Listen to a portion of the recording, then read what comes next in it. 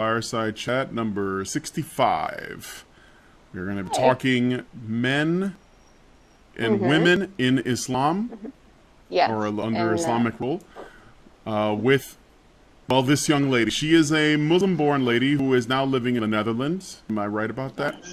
yes. Yes. Okay. She is a budding YouTuber, artist, and a student studying biology and medical laboratory research, as well as weeaboo trash. She might... Yeah. He made me wear this just for the extra views. She may also be a trap, so my pronouns may be incorrect, but fortunately I don't live in Canada, so I am safe from all legal consequences. Yeah, I know. I look like Antifa. I got told that. The chat's like, Antifa. I'm Antifa, but more weeb trash. I guess you're listening to this stream while we're doing it, Yes. you might want to pause or mute volume on that, otherwise people are going to be getting double Okay. dose of Doge, which I'm sure that they want, Oh, but you know. yes. Okay. Okay. I'll close it. Um, okay, I muted it. Alright, there we go. That's cool. Alright, so I'm just gonna. Oh yeah. Welcome to Honey Badger Radio, Scaredy Cat. Thank you. So I'm Thank just you. gonna call you Cat, Okay. because otherwise I may accidentally not. So I'm just gonna call you Cat, and Okay. welcome to the show. So I guess the first thing you. that people are gonna be asking is why the mask. So why don't you Um, tell us why? the mask is just because I'm very self-conscious talking, but I feel like I have a lot to say. So this is just like kind of deflecting my autism and just letting me speak without like worrying about, oh my God, how does my mouth look? How does my face look so weird? I sound so weird. So Oh, okay, yeah. okay. So it's not because you want to hide your identity? No, not really. I'm very active on Facebook's Honey Badger group, so people already know what I look like. Okay. All right, cool. People are saying I sound like I gained a ball instead of I losing one. Do I sound really weird to you guys? You you sound fine. Your voice sounds pretty normal. Okay. I'm going to wait and see if the people in the chat think it's because I may have to restart my microphone. Because sometimes what happens is, and I don't know why, the microphone I use will occasionally drop my voice an octave for the people listening, so I sound Mhm. like Darth Vader. So It sounds kind of cool. yeah, people are saying I have a deep voice. So give me a second. I'm going to restart my microphone. Okay.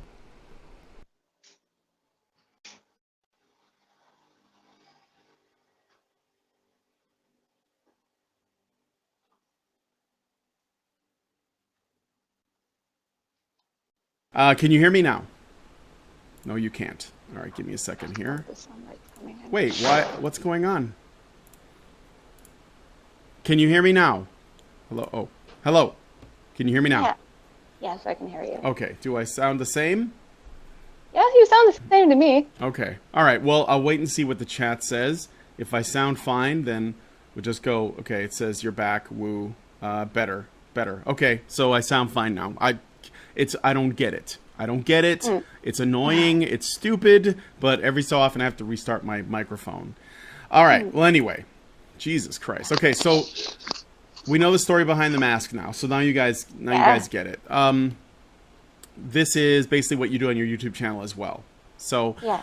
a little bit. Okay, so let me ask you, what made you decide? You made a video basically talking about the ways in which men that live under Sharia law that comes with its own problems. Why did you decide you Yeah. wanted to talk about that?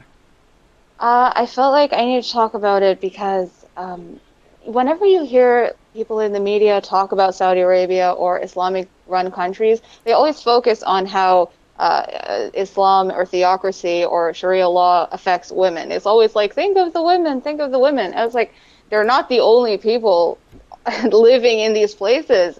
If a system is bad, it's gonna affect men in some way too, or like 50%. So it's weird that it's not being talked about.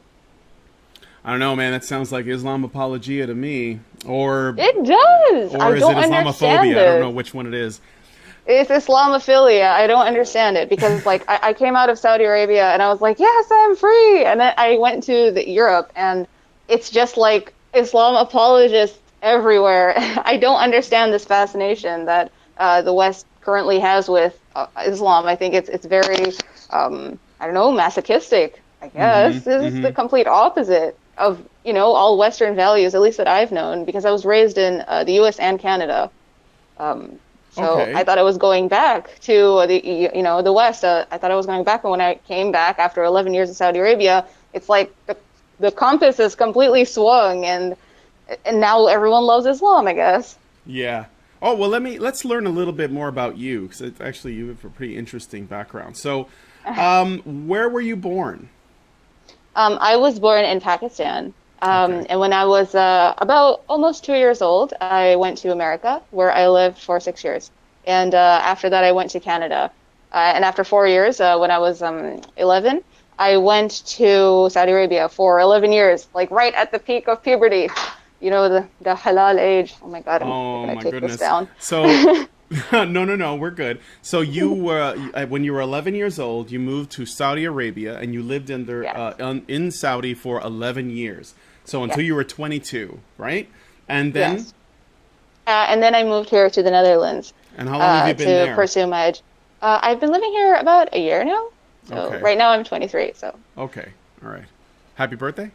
thank you. It's So, in a few months. and you made it. Okay. So, Yeah. so you have some experience living under Sharia as well as living in the West. And Yes. I guess my next question would be, ooh, could this be too edgy though? All right. So, what are your well, no, I don't think so. What are your thoughts on what life was like for you living in Saudi Arabia as compared to living in Canada and was it the U.S.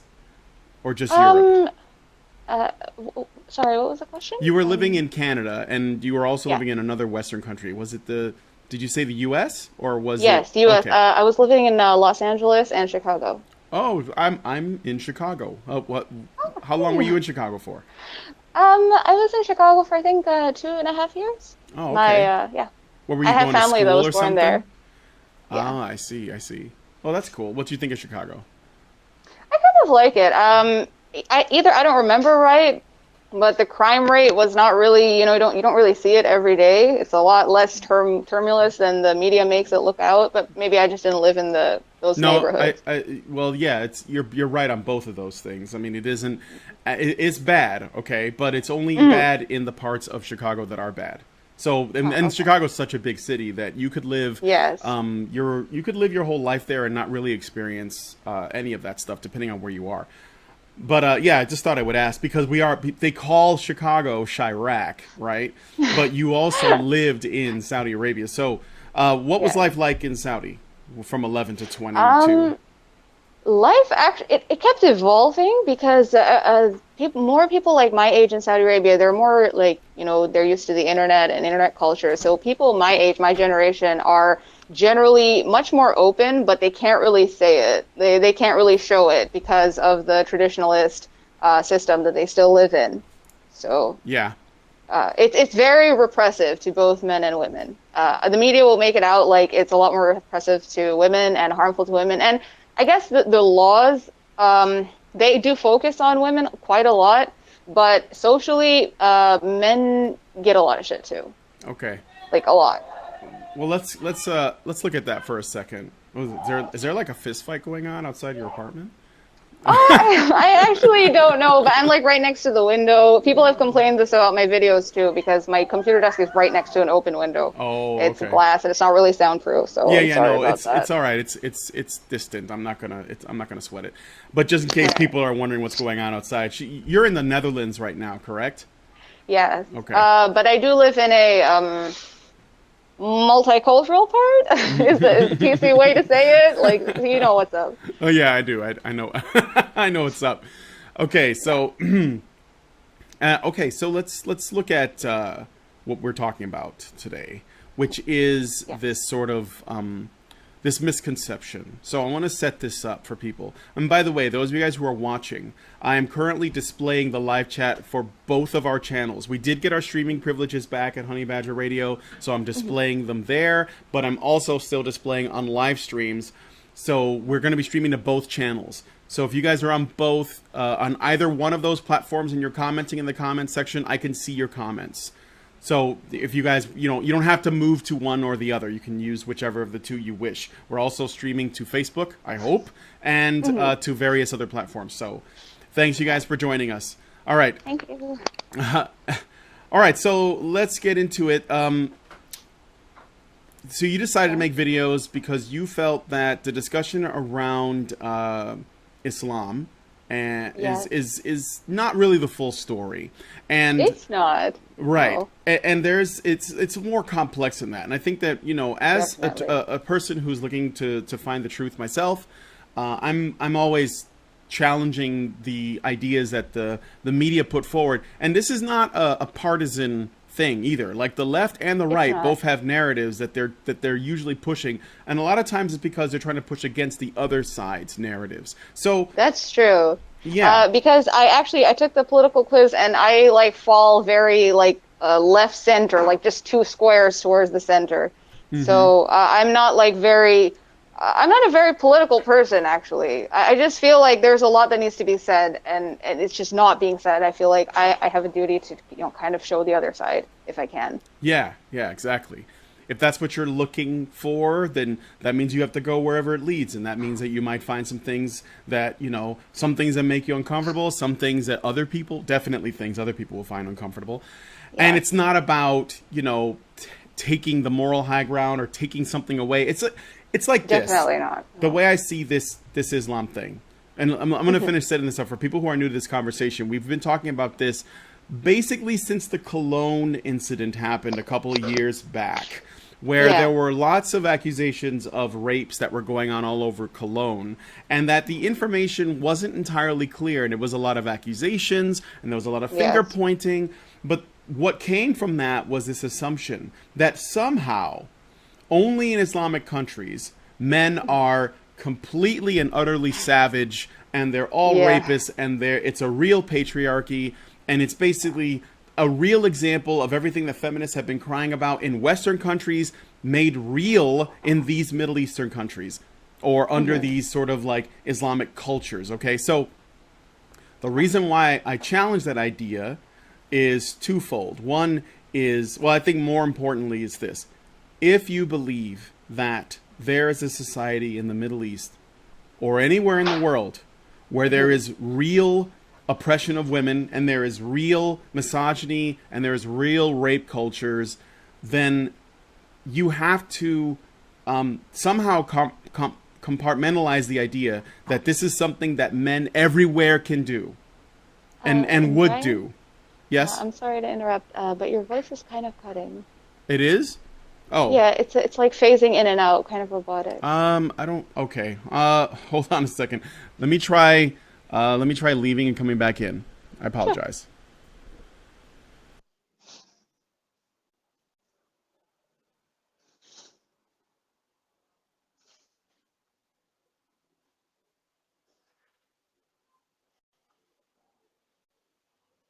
Sound.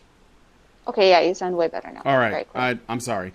Well, anyway, what I was getting at is if you work under the assumption that that men in these countries are capable of doing the terrible things that the right-wing media say, then you would have to also believe that this sort of stuff can be implemented anywhere in the world by any other civilization. And so you would have to say that either Middle Eastern countries are uniquely bad, or men everywhere are this bad. This is just the one place in the world where they're allowed to be this bad. And that means that it could happen anywhere else. And you have to, and I'm not saying that these things are not happening, like that there aren't cases where migrants are, committing acts of rape and terrorism and violence.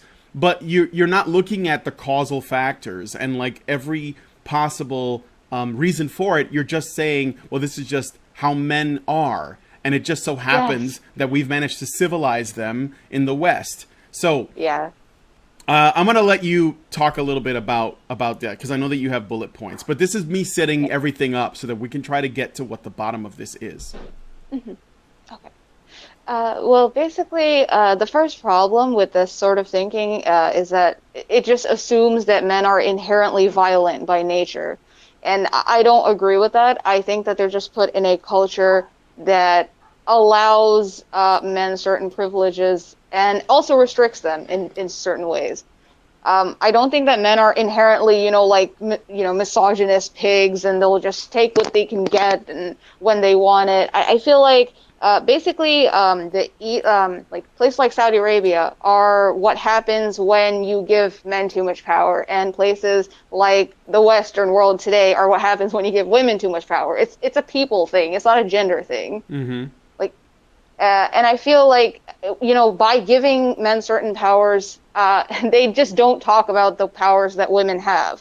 Like, for example, by making women cover up, they're reinforcing this notion that men are all like they're just rapists. They're like sex obsessed rapists, and they just can't control themselves. And I think that that's really ridiculous because the last time I went to Saudi Arabia, which was just over a month ago, last month, I went to Saudi Arabia again. And I didn't cover my head. I wore the abaya, and I talked to the male people at malls and stores, and they were all very friendly. They were all very hospitable to me. What's the what's the abaya for people who don't know? Oh, the abaya is it's the burqa thing that they wear, but the burqa covers your like whole face. Whereas an abaya, it's just the robes on your body, and the thing on the head is called a hijab. Mm-hmm. So I was just wearing the abaya and the scarf that you're supposed to wear to cover your head. I was wearing that around my neck, and no one really said anything. I got a few stares, and they were all from women, and I basically got treated very well. I didn't get this men are rapists out to get me if I don't cover up sort of vibe. I was talking very friendly to all the guy workers, and they were very nice to me, very civil.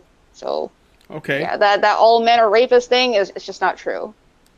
Right, and so okay, so you mentioned, and this is also very important, that when you wore the abaya with the scarf and you would walk around, people didn't bother you, but you would get stares, but it was mostly from women, right? It was mostly from women. Mostly yes. from women. So that's important to point out because I think what I'm getting at is, okay, this is the cultural problems that we have with Islam, and I do have problems with Islam, okay, but they are not gendered problems. This is something that is created and maintained and managed by the church, the faith, but the people as well. And when we say the people, we mean the men and the women. So yes. What is it like? For example, when we see the burqa and the hijab on a woman, we assume that there's oppression going on that men are doing to women there. Oh, but the fact is, yeah, go ahead. The fact is, basically, if you don't cover up, you tend to get more stares from other women than from men. Because women, they kind of judge you more openly than if a man does judge you, they won't like openly stare at you. Whereas women will. They will, and they won't be shy about it. Yeah. Yeah, so this is basically, that's the thing. The women police other women's behavior. Yes. Yeah. It's a worldwide thing. It's not a phenomenon just found in the East or the West. It's everywhere. Exactly.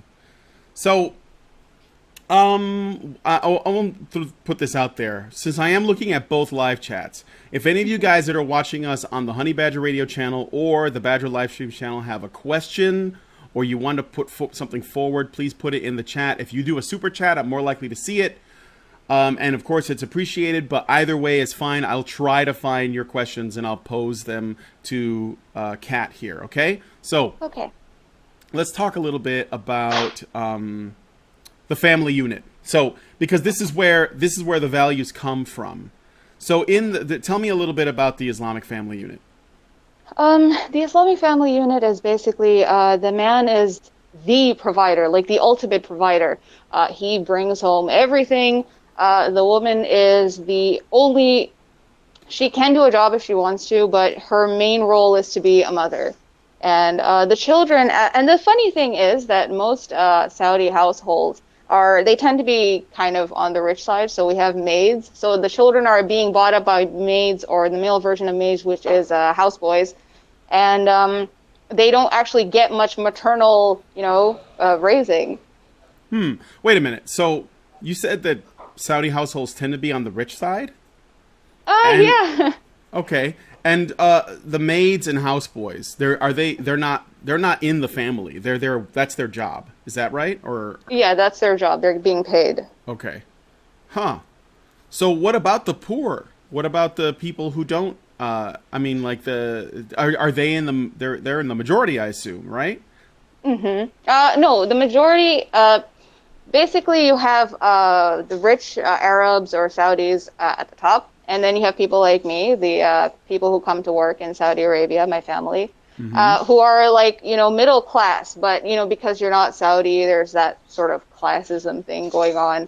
Um, and then at the So bottom you have the poor people. you're kind of like an outsider. Yes, Is that what it is? yes, Because you're not like born there. You don't have like no. their okay. All right. And then at the bottom, you have the labor workers. They're usually non-Saudi. They come, they immigrate to Saudi Arabia to work. They're mostly all men, unless they're homemakers, and they are all treated terribly. In general, they're treated at best they're treated like second-class citizens, and at worst they're treated like they're not people. Mm-hmm. Okay.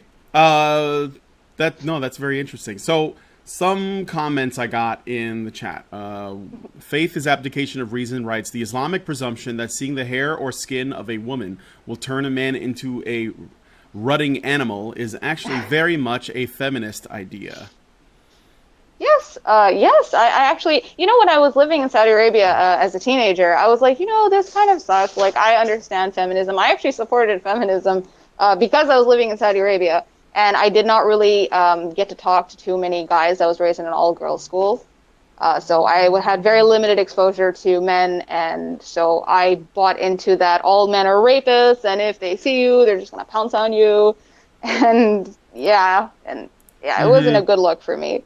But then, I grew up and I realized, it's way more nuanced than that, and that both sides do suffer. So you had originally bought into that idea, and you Yeah, learned I that from did. feminism and not Islam.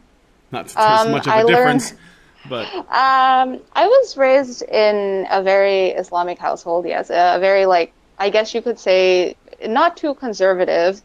But it was like, you had to cover your head and you can't talk to guys, you can't be around guys, stuff like that, like very standard, normal Muslim stuff. But I still had no exposure to, normal people, guys. And then when I talked to them, I realized that, hey, they're people, they have problems too. mm-hmm. They're not just monsters waiting to rape me in an alley. Yeah, yeah. So what's the deal with singles? Yes. Okay. So Saudi Arabia has this. It's basically a gender segregated country, all of it. But instead of saying men and women or male and female, in every place ever, they have a singles and a family section. And singles means men, and family means women. Really? Yes. Huh? Yes, you can Google it. Like right now, you can see it. Singles is for all men, and the families means women and small children. If you're a boy who has reached, like, 10 years, like puberty, basically, you're singles now. You don't get to hang out with your parents anymore. So they actually gender segregate in Saudi Arabia, right? Yes, And yes, these laws are they like enforced by law? This sort of stuff? yes, Okay. yeah. So And go ahead. they also, in public spaces, they have a lot of women-only spaces. Right. So there are Um, women-only spaces, family spaces, and the family spaces are for women and children. The women don't have to be mothers per se. It's no. not really that way. It's basically just women in general, and then the singles is just for men. And the purpose of Yes. this is what? That's gender segregation because, if you get together, you might have some rapes on your hands. Really? So this is basically done to protect women. That's the Yes. idea. Yes, under the assumptions that men will rape them.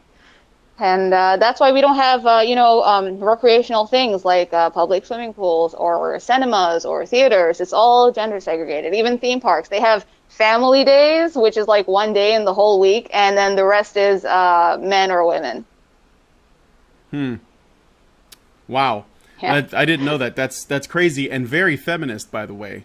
Because ultimately, that's what they're Sweden calling would be for. proud. Yes,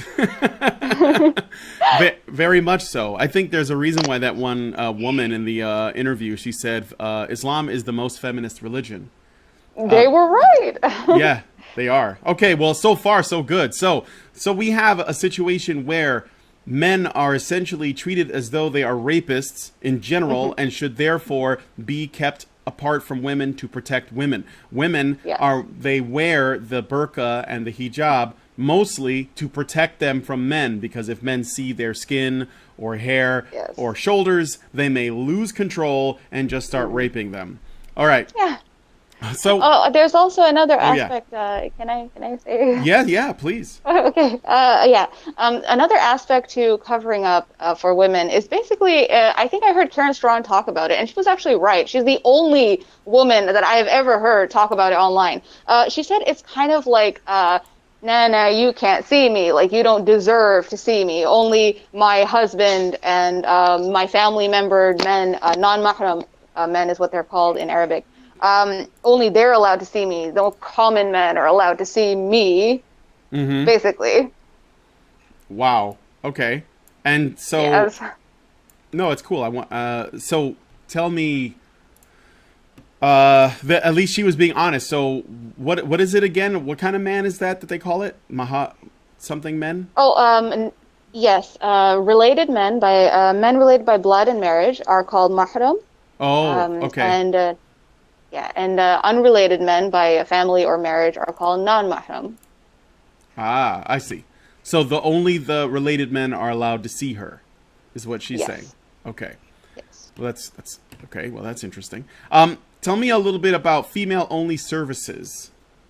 Okay, basically you have places like Carrefour and like, grocery stores and malls that have a lot of aisles, and then they have a few aisles, like 15% of the aisles are going to be just women, and they're being served by women, for women. Men cannot go in those aisles, whereas women can go in any of the other aisles. So this is strictly a women-only service and space, and men have no equivalents, because females say they're uncomfortable to, shop and use a male cashier because, oh my God, those rape stares.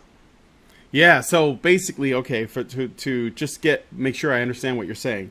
In certain public shopping places where there are multiple departments and aisles, there are aisles and sections of stores or shops that are restricted to only women can go there. Yes. So men Yes. are not allowed It's handled.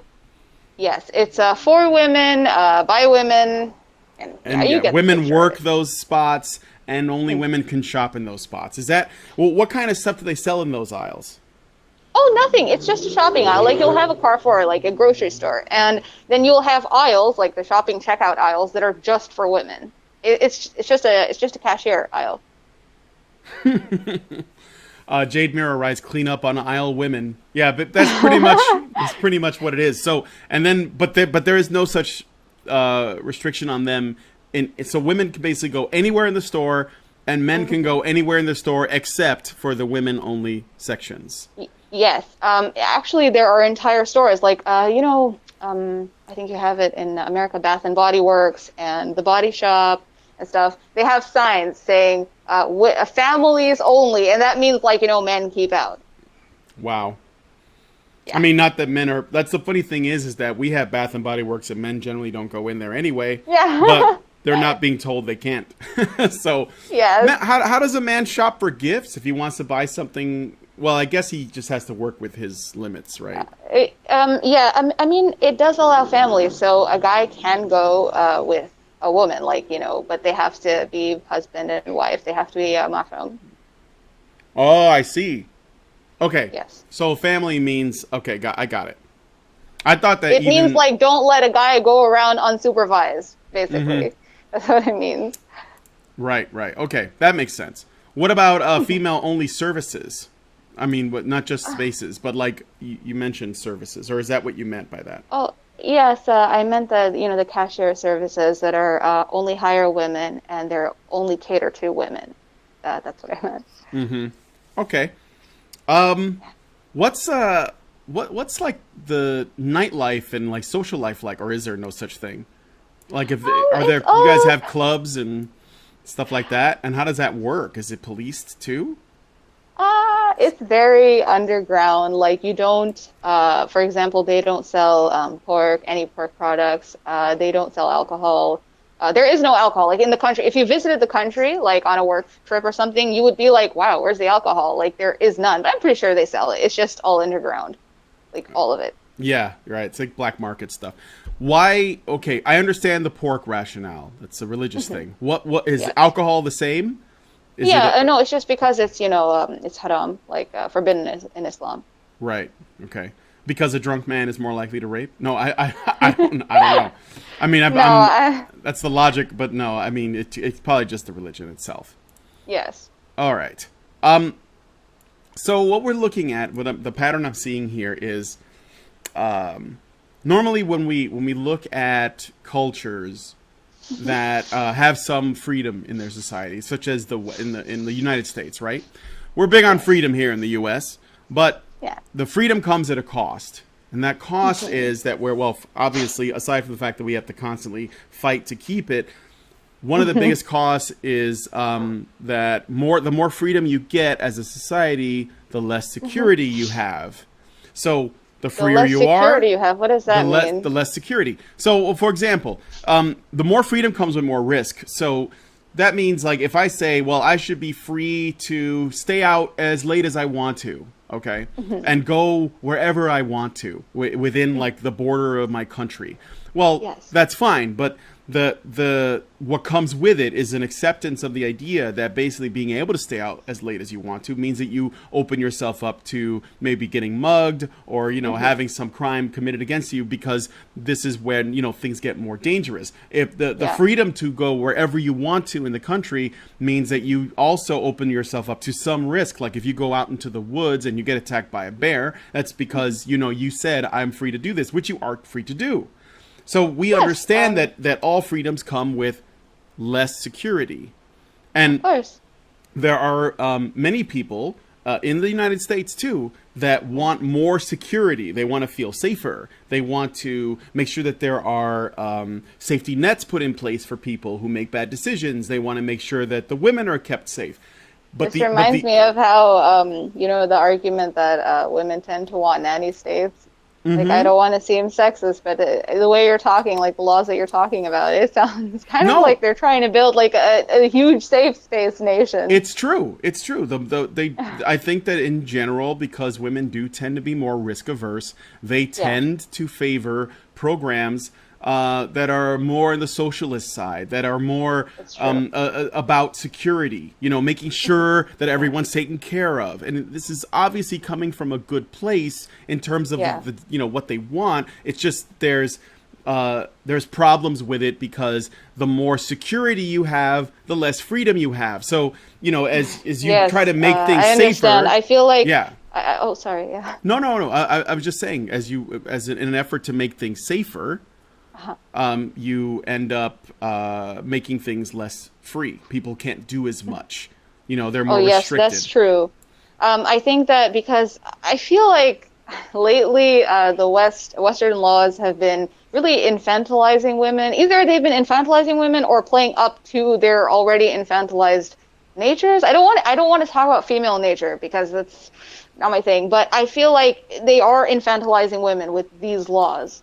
Like it's a bit iffy for me because I don't know. I want to be able to do things. I want to be able to do the same things as a guy. I don't want to be treated like a child because that's actually I wanted to talk about male guardians in Saudi Arabia and how they're basically dads like forever. Yeah, I was getting to that. But the pattern I'm seeing, and this is why I'm making this comparison, is that in Saudi Arabia, what we're looking at is in a lot of these examples is a society that is putting the security of women at such a high degree that it appears as though they're losing freedoms. Yes, they are infringing on freedom. Yes. Yes, they have to, because you have to be, but it comes down to this question of if you asked a woman who was completely complacent and happy with her lifestyle in Saudi Arabia if she wanted to be more free. But what would happen is she would lose her security. She would, like, you know, lose all the female only spaces and, you know, the burqa, whatever. If you were basically, if it was to be like, I want to free you from all of this stuff that's restricting you.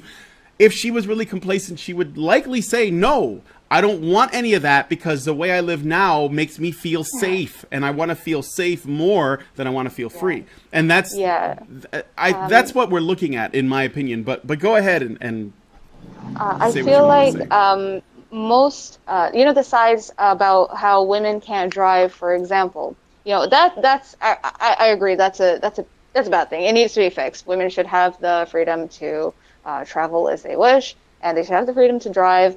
But what they don't say, and I find it really odd that they don't say it, is that women don't really want to drive there. Like, a lot of women, not all, but a lot of women enjoy being driven, like, door to door. And even in our newspaper, in the Arab news, it always, like, when people criticize the women driving rule, you have these authors that are saying, yeah, we drive our women around because we treat them like queens, and queens get driven around everywhere by drivers. Yeah, exactly. Well, that's just it. It's like the you know, as a free person in the West, I would look at the fact that a woman, at a glance, a woman that's not allowed to drive and has to be driven everywhere, appears less free to me, right? That's my immediate impression. Well, that's fucked up. She should be able to drive if she wants to. But if you ask them and they say, but why would I? Everyone's willing to take me wherever I want to go, you know? Then it's like, it's that because they have that, again, it's security. Like, if they have to drive themselves, then, you know, that's work that they have to put in. If we treat them like queens or princesses and take them where they want to go, then they get treated that way. But that means that they're less, they take less personal responsibility. And who wouldn't shirk that if they, you know, especially if it's something you're accustomed to. So it comes down to that, you know? Yeah, actually, like, you know, there's a problem because a lot of these immigrants, they come here to be drivers, and they're very poor men. They left their family behind if they had a family, because most of them are so poor they don't get married, they're not marriageable. So most of them try to make money by being drivers. So if you do allow women to drive, then all these drivers are going to be out of a job. So it is more nuanced than you know, media says. Right. Exactly. Now, and there are stories, I've seen stories like this where we spoke to someone, I'm trying to remember her name. Her name was Skepo, and actually she was one of the first people. She lives in the state. Oh no, what happened? Okay. Phone. My camera fell. Yeah. All right, well, hold on. I thought Antifa threw a bottle in your house because you were trying to impersonate them. You're appropriating them. Okay. I thought of it first, honestly. It's just because I'm socially retarded, but I feel like I need to speak out. Yeah. So I need this. Like, weeb trash mask. The ears are just because Brian said so. Well, whatever you got to tell yourself so that you don't have to take responsibility for it. No, I'm kidding. But the what I was getting at. Oh yeah. So we had when we made our video about Cologne, and then we talked a little bit about you know, whether or not feminism is needed in the Middle East, which is basically what we're going to try and conclude in this video. And also whether or not women are truly oppressed there. You know, when we were asking these questions, there was a YouTuber named Skepo that made a video where she just like freaked out on us because she had personal experience with Islam and it was negative. And she lives in the States. But one of the things that she said when she would, because I sat down and talked to her on a stream with Bane666 once, she said that she was raised in a certain religious family. I don't remember exactly what it was, but I think it was Mormon. Wahhabism. No, before she got involved with that. I think she was a Mormon originally or something like that, some kind of Christian religion. And of course she, you know, rejected it. And then like this Islamic guy came, approached her, essentially offered, you know, her the world. So she was going to be treated like a princess, and that he had to, you know, if she married him, and they would like live super happy, and he would take care of her like utterly, right? Just like she'd Yeah. be a queen to him. And so she jumped at the chance and married this guy, and then she went Oh back my to their God. country. And of course, she did get that what she was asking for, in that, you know, she got that protection that you would hope to get. But unfortunately, it came at great cost, which is all of her freedoms were lost, right? And of course, Basically, yes. she became so irate about this, and I think rightly so. I mean, like, you know, the ultimate conclusion I'm getting at is Islam sucks for everybody, but It does.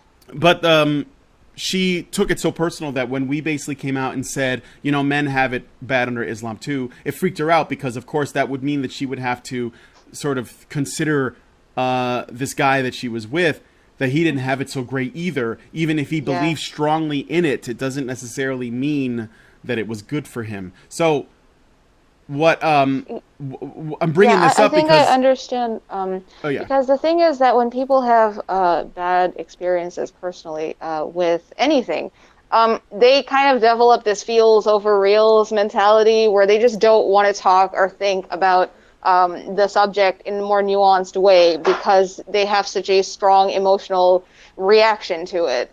Which is why those types of people are precisely the type of people you should not ask for, their experiences. I mean, I've had a negative, relationship living with my life in Saudi Arabia, but I think I feel like I can step back and see how things really are for both sides. It's what I want to do, and it's what I want to show other people too. Yeah, exactly. And well, I mean, like, this is what happens when, if you want to be treated like a princess or a queen, that means that your safety takes precedence over everything else. And you also would have to live in a world where, in order for people to prioritize safety and security so highly, they would have to assume that everyone in their immediate vicinity is dangerous, especially the men. Yes. So yes, it puts you in a really bad headspace. I don't know why you would want that. I get that, being individualist is hard work because there's a lot more work for you to do and you can't depend on other people to do shit for you. But it's either that or people do things for you, but then they have power over you. And you have to choose. You can either do work yourself and have the power yourself, or other people do your work and then they get to tell you what to do. Yeah. This is probably the most haram conversation I've ever had. We're going to be in so much trouble. So now we're going to go into let's get into the headspace of Saudi women. Speaking of headspaces, so in the West we have hypergamy, but we also have it there. So of course, how does that work? Yes, it's an international phenomenon, really, because, for example, in Arab marriages, well, not Arab marriages, in Islamic marriages, the guy has to pay the girl a dowry, like a sum of money to say, like, look, I can provide for you, which I think is pretty messed up, because it is, like, why should you offer money, like, to marry someone? It's such a retrograde concept, but people don't care about this because it's a men's issue, not a woman's issue. Yeah. And what else how else does a man make an offer to a woman? Does it all comes down to his ability to provide and protect? Yeah, basically, yes. It's his ability to provide that is the most attractive thing. Because in the West you have areas where you can date and freely meet men and women and you can talk and get to know each other, but in Saudi Arabia there's arranged marriages, like, mostly. There's a little like progression, but mostly it's still arranged marriages, and basically it's like a job interview but for a person. Like, okay, so what is your resume? Like, okay, well, I make this much a month and this much a month, and I look good, I have good genes. Basically, it's a job resume, but for a person. So when you say I look good, I have good genes, are you talking about the women? Is that their offer? That they? Yeah, the women have to be, good looking, and the men have to make a lot of money, basically. Right. Like, be successful. Yeah. So basically, it's what it comes down to is it's not much different than it is here in the States, where women are usually looking for good, men that are going to be good providers and protectors, and men are looking for women that have good genes. But over there, it's basically taken and it's like cranked all the way up. So it's like Yeah. the only feature that you have. So it's not like, you get to know each other. Are we compatible? Like this kind of thing, Yeah, actually, you do have this sort of engagement stage where you can't have sex, but you can like sort of date. You can go on dates to get to know each other. And that's where you kind of meet, but by then you're already engaged. So if you refuse, then, oh, fine, I'll have to annul the marriage.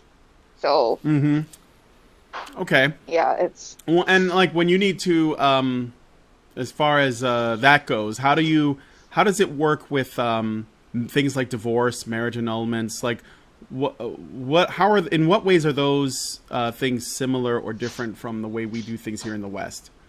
To be honest, I don't really know because I Okay. haven't done too much work in the legal Oh, systems. I see. Okay. No, that's I fair. just know about like social stuff. Okay. Oh, that's fair. No, I get you. What you're talking a little bit about? We talked about driving. We talked about male guardians. What about? Oh, this I don't know. This might be a tougher question. I know it's not something that's on your list, but I'm something I've been thinking about.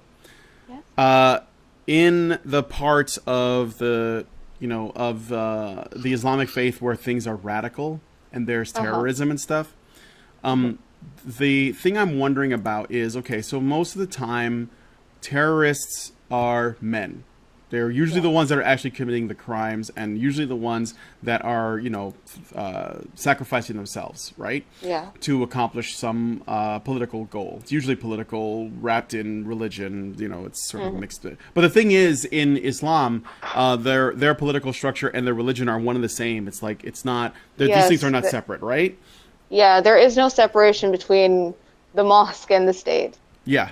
So we're looking at the same unit. So if we accept that women have a great deal of influence in the culture, in terms of with the evidence that we've seen, such as the fact that there are the women wear the clothes they do to protect themselves from men. There are separations like gender segregation between men, singles, and family sections. Yeah. There are female-only services. There are male guardians that essentially it's their job to be daddy for life. There are Millennial girls would like that. yeah. Have a daddy for life. Exactly. So with all of those things considered, in the radical parts have to have their own share of stuff that's pretty parallel, maybe a little bit more extreme, perhaps. Yeah. But what I'm getting at is are there ways in which women in radical Islamic sections are responsible for creating terrorists? Like, do they contribute in some way? Do they raise them? Do they celebrate them? Do they promise them stuff? Yes. Yeah. Their job in jihad, in the terrorist fractions, is basically to how the thing is behind every great man there's a woman. Yeah. Yeah, that's basically behind every terrorist there's a woman saying like do it, like you're gonna go to heaven and I'm gonna be like your bride in heaven or something. Like she's like egging him on. She's like his cheerleader basically. Mm-hmm. So yeah, women are basically encourage men to do it. They give them the heart and the confidence to go and hold themselves up for God. Yeah. Yeah, that's what we know that, we just wanted to put it out there. That's what I figured. And that's the thing that bugs me, because when the media talks about it, they act as though these men act completely on their own, and that women in Islam are just watching and standing by helplessly as this stuff is happening, and they don't have any part to play. Now, of course, No, that's definitely not true. Right. Because I will tell you, because in my school, we were like, our school was an international school. It was English speaking. I went to an all-girls school. So I was around women who were really, really extreme. They would be like, they would be learning about history and they would be like, well, just remember, you guys, the Jews are the bad guys. Like, Oh my God. And like these are the women who are encouraging people to, um, you know, think in terms of jihad and the afterlife and the reward that you would get from egging your partner, your male partner, to go and blow himself up. So yeah, women are like the cheerleaders of jihad. Yeah.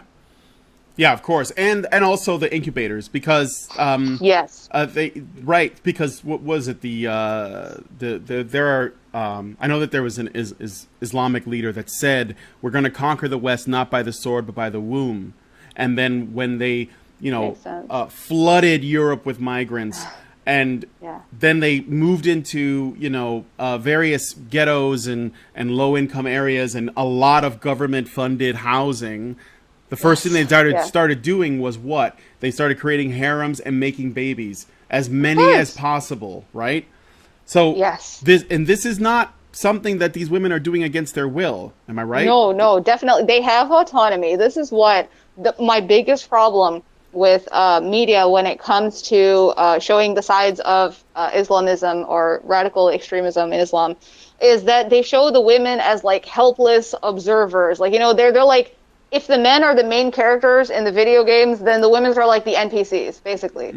Whereas actually women have autonomy. They have like they have very strong views about what they're doing. They know exactly what they're doing. And I think that they should be held accountable too. Yeah. Yeah, it's a difficult thing to. That's the funny thing too is that like making babies is Yes. not illegal, so No. it's like what do you do? It should be sometimes for some people. Yeah, Okay, and now it's definitely going to be blocked. This thing. I don't support.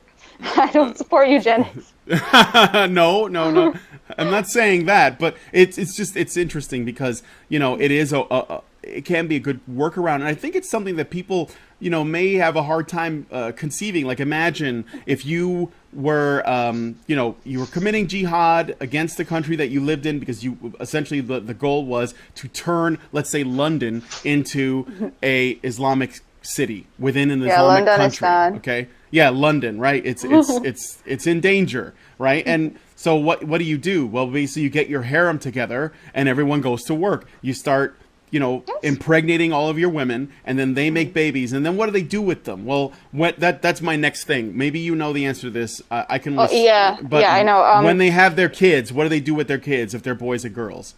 If they're boys or girls, it doesn't matter. They will be taken to madrasas, and I actually made a video about this. I was like really autistic level shy, but I actually talked about how there is a lot of kind of borderline illegal activity going on. They have a lot of corporal punishment, and as you age, as you reach puberty, the boys and girls are often, not always, but they're often radicalized. Like they're taught that the country that they're living in, like Western countries, are evil, they're anti-Islamic, and basically they need to be purged. So this ghettoization of Western countries often leads to people becoming radicals in the countries. And this is for men and women because I took these courses. They're called Adama courses, where alim and alima is a term for like a scholar, like a pundit of Islam. So I took these courses as a child, and some of the stuff that I was told was like looking back on it now with 2020 hindsight, it was so messed up. I was taught so much anti-Semitic stuff.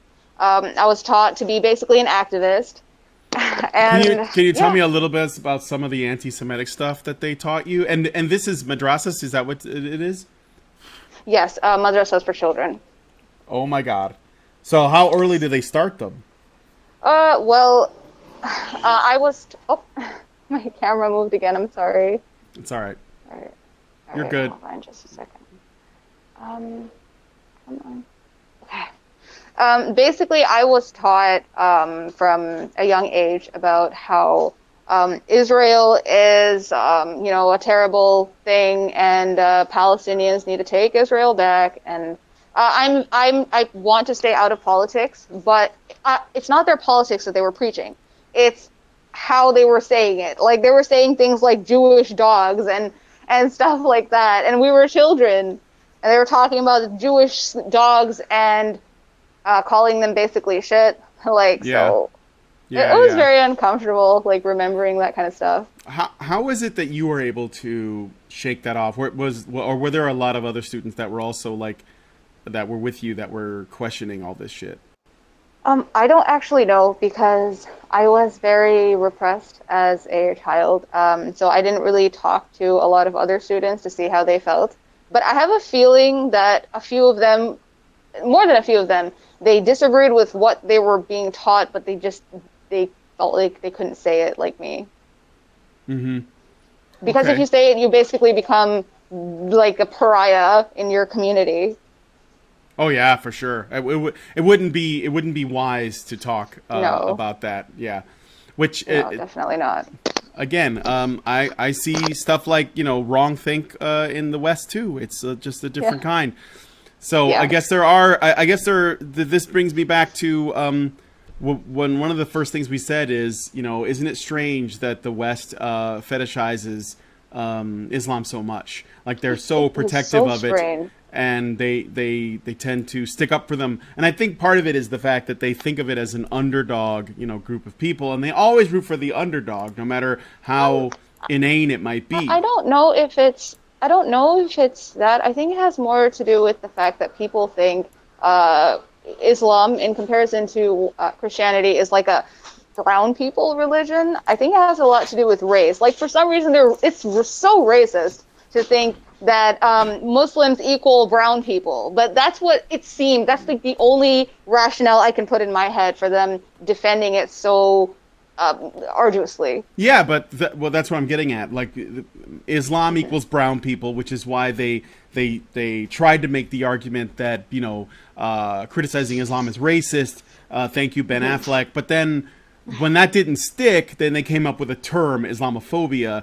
So Oh that's God. basically just another way of saying you're racist because they still throw around the brown card when they play it. Yes. But the reason why they do that is because they see brown people as the underdog. I think it's a bit of both. As someone who lives in Chicago, and I live in black neighborhoods most of my entire life almost, I Yes. see a lot of problems in black and Hispanic neighborhoods. I see a lot of problems in the black and Hispanic community. But the problem is that there are these like social justice warriors that speak for us, as though they Yes. know our life. Yes. And I'm not, and I'm by saying that I'm It's so not true. in any way forgiving actual black activists and Hispanic activists, people who are just as bad, if not worse, because they're taking away from the truth.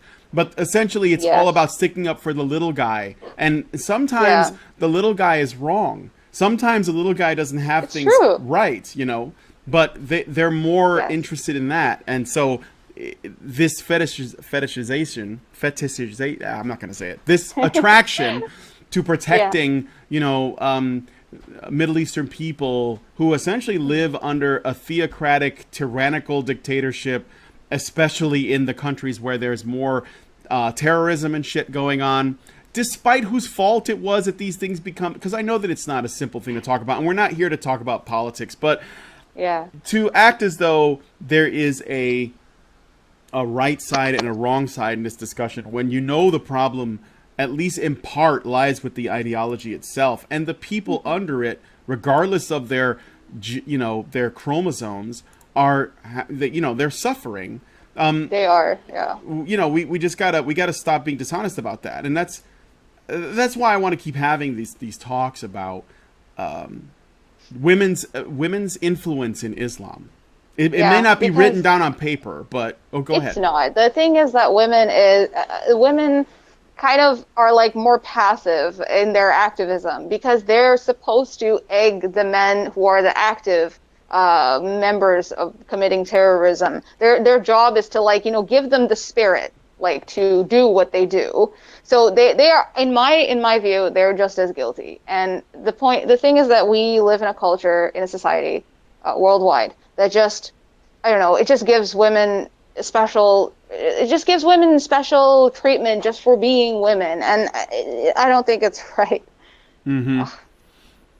So. Do you have any other female friends that lived in Saudi that maybe Yeah, like I have a lot of female friends. No, not a lot. I have a few, but I don't really talk to them that much hmm these days because while I was living there, I very much kept to myself, and I was kind of like, one of those weirdos who just hung out all day on image boards and stuff. okay. So Yeah. is this, I don't want to get too personal, but as a extremely, I guess, introverted, is that a fair thing to say? As a really introverted person who lived, in Saudi for 11 years, your introversion, did that, do you think that there was any social factors that may have contributed to that? Because I used to be like that myself. I used to be super, Yes, super actually, bad it about was. that. Yeah? Yeah.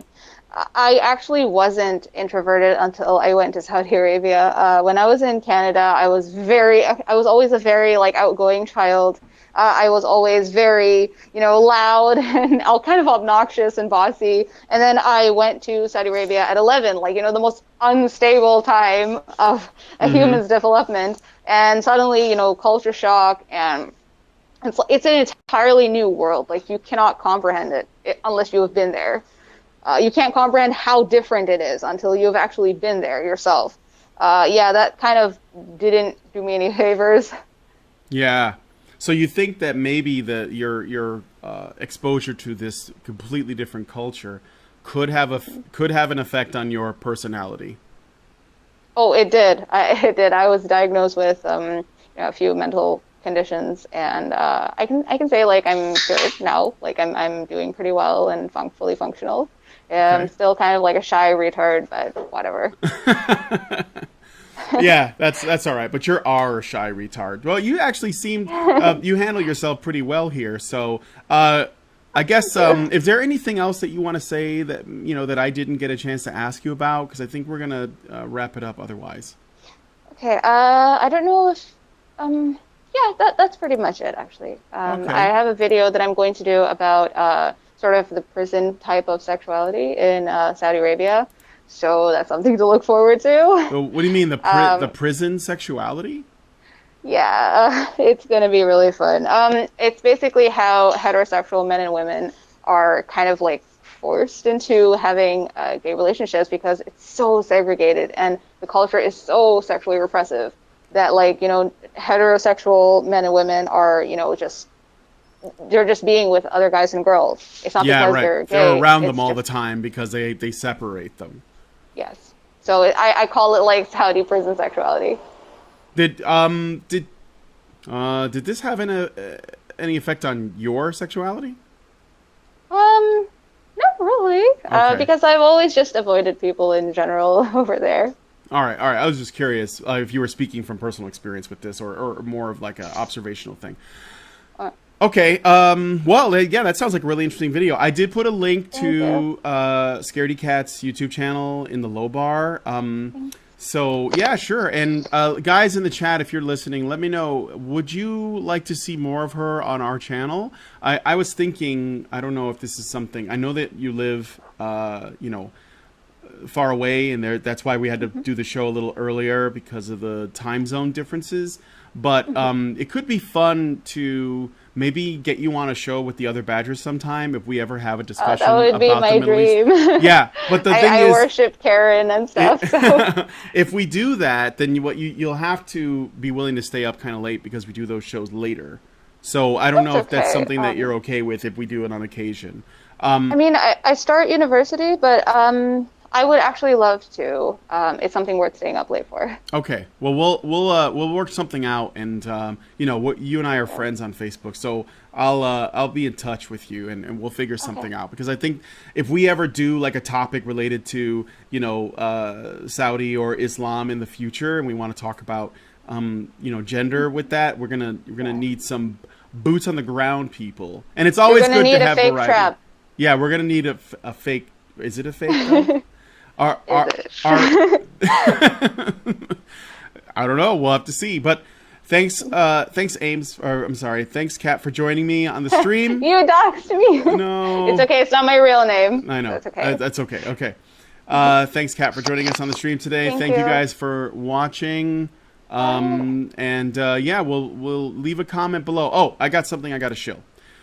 So we are always looking for ways to improve Honey Badger Radio by adding new kinds of content.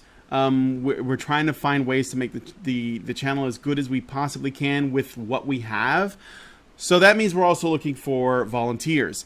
If you have any skills and you want to volunteer for Honey Badger Radio, either, maybe you're a writer, maybe you understand video production, maybe you're good at editing, maybe you do animation or artwork or whatever, and you want to help us out, it can be good for you. Like, I started off as someone who I volunteered and did some pro bono artwork for the Honey Badger Brigade website years back. I started doing that for Crystal Garcia when she would write articles for us, and then I started doing more work for them, and all of a sudden I found myself on a show, and now I work at HBR. So my story's, maybe it's unique, but nonetheless, I think that this is a great place to volunteer work. If you want to do some stuff, if you have some skills, send us whatever it is you do. Maybe your portfolio or things you've written for other websites, or if you have any skills, what they might be. We're always looking for people who can help us out from any and all perspectives. So if you have something and you want to help us out, go to feedthebadger.com and you should see a place for volunteers, because we are looking for new work, and many of our people are stretched really thin at this point. So we're looking for, more people to help us out. And I extend this to everyone. I know that Kat here does artwork too. So if you want to send us some stuff, they're like really emo doodles. Yeah, well, of course they are. That bad. When I saw them, you showed me your artwork, and I immediately was like, "Yep, that's pretty much what I thought it was going to look like." Consider it's like this, scratchy Nightmare Before Christmas style, creepy little drawings that are creepy cute at the same time. It's totally emo, but that's okay. Maybe we can find something for your little raw drawings. Maybe we can find a home for them somewhere. So you should totally click on our volunteer button too. Anyway, yeah. So thanks again for joining us, and we'll see you guys in the next stream. Should see something interesting tomorrow.